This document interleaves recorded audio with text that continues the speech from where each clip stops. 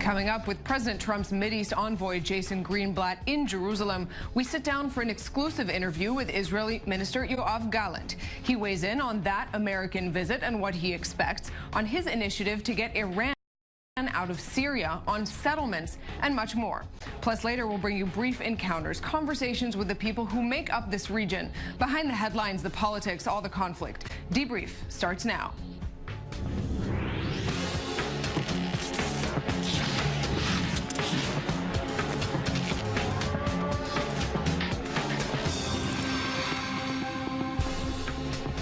Earlier today, I sat down with Major General in the Reserves, Yoav Gallant. After decades spent in senior positions in the Israeli military, he's now a member of the 10-person security cabinet and Minister of Construction and Housing.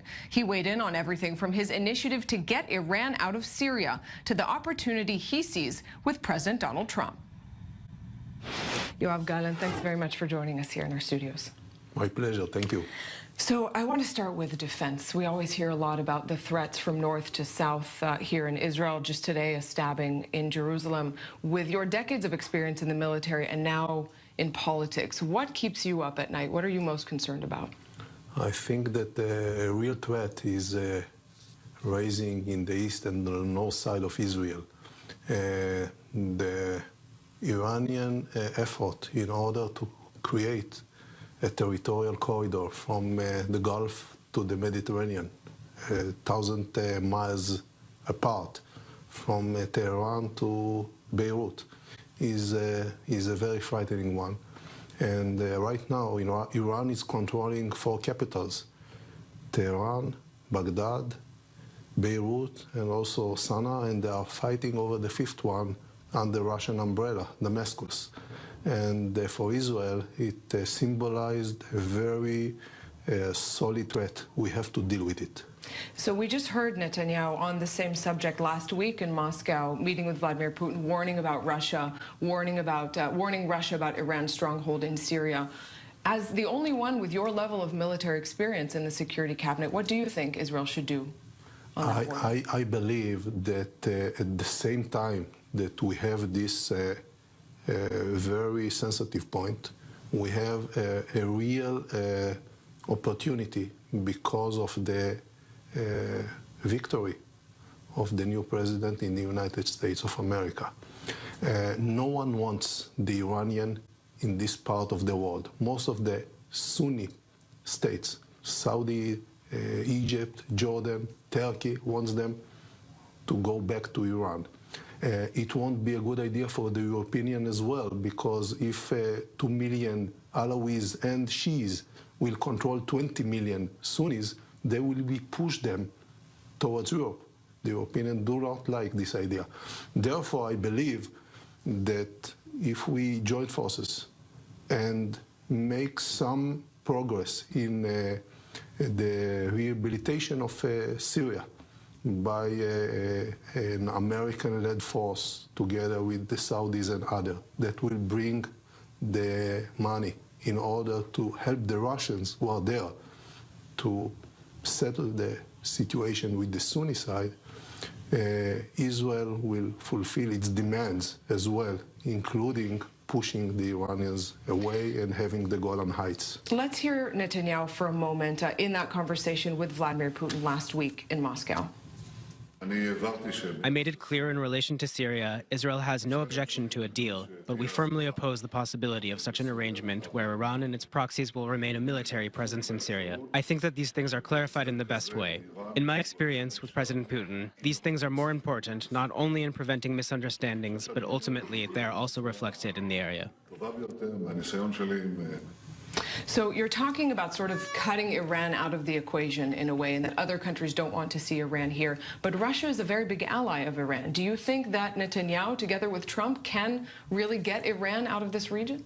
My initiative that was presented to Netanyahu and later on to President Putin and President Trump is saying basically that the need for the Iranians and Hezbollah by the Russians as boots on the ground is temporary, because after they will win this battle, at least on the western side of Syria, they won't need the Iranians to be there actually they are an obstacle because the Iranians are rejected by most of the population in Syria.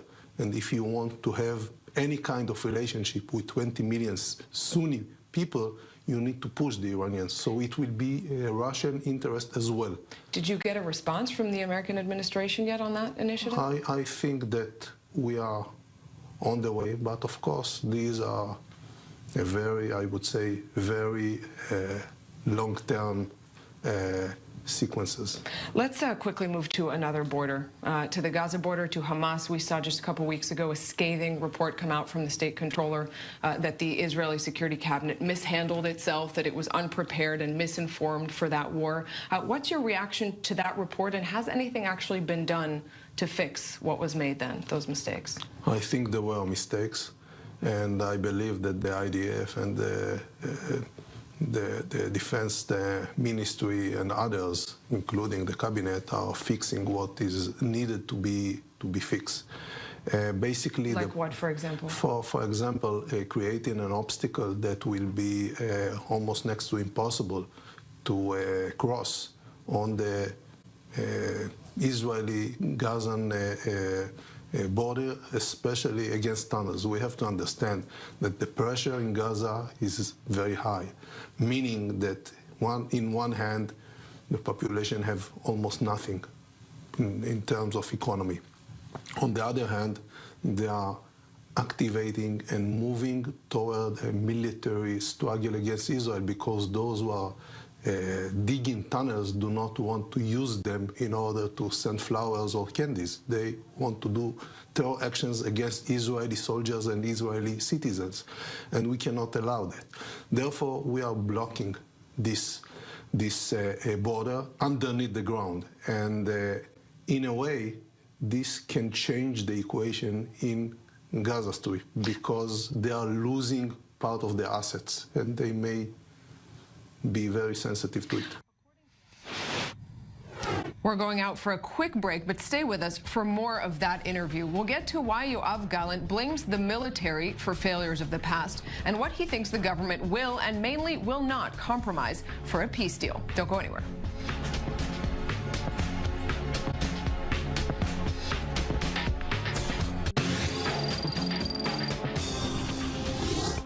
Back here on Debrief and with more of our one-on-one with Israeli Minister Yoav Gallant. Here he goes further in depth on the scathing report that details the Israeli government's failures in the 2014 war with Hamas. According to that report, though, that has been the case. The tunnel threat had been the case for a long time, and it in many ways holds Netanyahu himself responsible for not conveying information adequately and preparing for that tunnel threat. Opposition leader Isaac Herzog, after that report, even called for Netanyahu to resign over that report. Do you agree with him? I believe that the most important issue in fighting terrorism is the military and the army. Because if the cabinet is behaving perfect and the military is not ready, the results are well known. If the military is doing its job and the cabinet is not doing its job, the result will be fine. Therefore, I believe that if we give the military, the defense minister, the best people every year, as you know, by law, as soldiers, girls and boys, we give them 70 to 75 billion shekel a year in order to prepare. They have to do their job, and I believe that we will learn the lessons and we'll do it better. So what did go wrong? I believe that the defense ministers and the army did not take it seriously enough as a threat, and therefore did not prepare themselves for this situation. You know, the tunnels were a known fact. People were photographed on the tunnels 2 or 3 years before this operation in Gaza. And we knew that there are 30 different tunnels. So what about preparation? What about forces, technologies, R&D, equipment? Where is all of it? So they underestimated the threat? I believe that they didn't work urgently. They meaning the military or the cabinet, or both? I think that 90% of it is the military and the defense minister. They have to decide what they do with what is given to them by the Israeli government. If we're looking then at today, because there's always a new situation to prepare for here, we have Hamas seemingly getting closer to Egypt. We have a new hardline leader in Hamas. We have a new sort of charter that paints Hamas potentially as more moderate. Are you concerned by Egypt and Hamas getting closer? We are very lucky to have a reasonable and a true leader like Abdel Fattah Sisi in Egypt. In a way, he's a combination between Nasser and Sadat. He's very charismatic, he's very smart, and he's a leader. And he have a real threat. And the Western world, including Israel, do not want 100 million Egyptians to go into chaos. This will be a disaster for Europe and for the rest of the world. Therefore, we have to support Abdel Fattah Sisi, and I believe that the cooperation between Israel and Egypt is a very good one because we have a mutual enemy, which is the radical Islamic Sunni Salafist war. So let's jump to cooperation of a different kind today. We're in the Trump era, obviously. We have U.S. envoy, Mideast envoy Jason Greenblatt arriving to this region. What do you hope to see from this visit? First of all, we welcome the initiative of President Trump to create once again a direct negotiation between Israel and the Palestinians. And we are 120 years from the first Zionist Congress in Basel, 100 years from the Balfour Declaration, and 70 years from the UN resolution that decided that a two-state solution is the solution in November 47. And it wasn't agreed. It was rejected by the Arabs and by the Palestinians especially.